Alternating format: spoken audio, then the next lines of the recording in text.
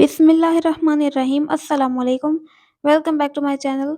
Last video में मैंने आपको बन बनाना सिखाए थे। उन्हीं बन को यूज़ करके आज मैं बर्गर बना रही हूँ। अंडे वाले शामी बर्गर बनाऊँगी। आप इसको कंप्लीट देख लीजिएगा और अब आप इसकी लुक देख लीजिएगा। बन्स की लुक कैसी है। मैं 4 बर्गर बनाऊँगी और एक बन जो है वो मैंने मुख्तलिफ दूसरी रेसिपी के लिए यूज़ कर लिया था। अब इसके लिए सबसे पहले मैं हरी चटनी बनाऊँगी। ये सब्ज़ धनिया है और पुदीना और 1 अदद सब्ज़ मिर्च है। इस सब्ज़ मिर्च को सबसे पहले आप हाथों से अच्छे से प्रेस करें। अच्छे से इस तरीके से आपने इसको दबाना है ताकि इसके जो बीज हैं वो अलग हो जाएँ। अब इसको काटें और इसको प्रेस करें। इसके सारे बीज बाहर निकाल लें क्योंकि जब बीज वाले हम बनाते हैं हरा धनिया और चटनी जब उसके साथ बनती है तो काफ़ी तीखी हो जाती है। तो मैं बीज रिमूव करके इस तरीके से बना लेती हूँ। इसको अब आप काट लें 2-3 हिस्सों में और हरा धनिया भी सिर्फ़ 2-3 हिस्से ही मैंने किए हैं, बहुत ज़्यादा इसको बारीक कटिंग करने की ज़रूरत नहीं है। पुदीने की डंडियाँ जो मोटी वाली होती हैं वो नहीं लेनी है, सिर्फ़ पत्तों के साथ जो छोटी-छोटी सी होती हैं बारीक-सी वो ली हैं और इसको आप दही डाल के ब्लेंड करेंगे। आप दही के बगैर फिर पानी डालकर भी इसको बना सकते हैं, लेकिन दही से थोड़ा गाढ़ा-गाढ़ा बनेगा, तो 5 से 6 खाने के चम्मच आप दही डाल लें। इसको ब्लेंड करने के बाद हमारी हरी चटनी तैयार है। अब हम इसमें अंडे तैयार करेंगे जिसके लिए हमें 4 अदद सबसे पहले अंडे चाहिए होंगे। शामी कबाब तो आपने बनाकर फ्रीज़ किए ही होंगे तो जल्दी से इस रेसिपी को बना लीजिएगा। 4 अंडे तोड़ने के बाद इसको हम थोड़ा-सा पहले फेंटेंगे, उसके बाद इसमें मसाले डालेंगे।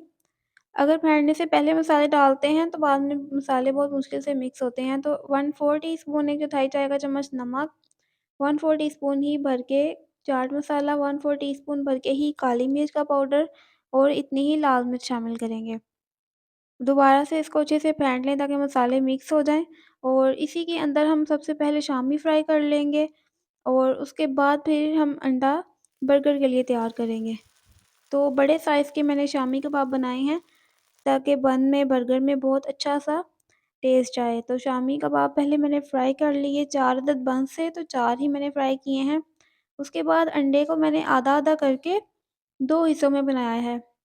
ये पहले मैंने तकरीबन आधा अंडा डाला है और इसको मैं बनाने के बाद इसके दरमियान में से 2 हिस्से कर लूँगी जो 2 बर्गर में यूज़ होंगे और बाकी का जो मैं दोबारा मैंने बनाया था अंडा, बाकी का जो हाफ़ रह गया था अंडे का जो मिक्सचर, उसके साथ बाकी के 2 बन्स बन जाएँगे। तो इस तरीके से दरमियान में से आप कट करके इसको लगा सकते हैं। ये तैयार है, इसको निकाल लेंगे। बाकी का भी मैंने अंडा बना लिया था और अब हल्का-सा ऑयल लगा के हम अपने बन्स को गरम करेंगे। गरम करने से बन्स बहुत अच्छे नरम हो जाते हैं और इनके ऊपर थोड़ा-सा एक क्रिस्पी सी लेयर पे आ जाती है।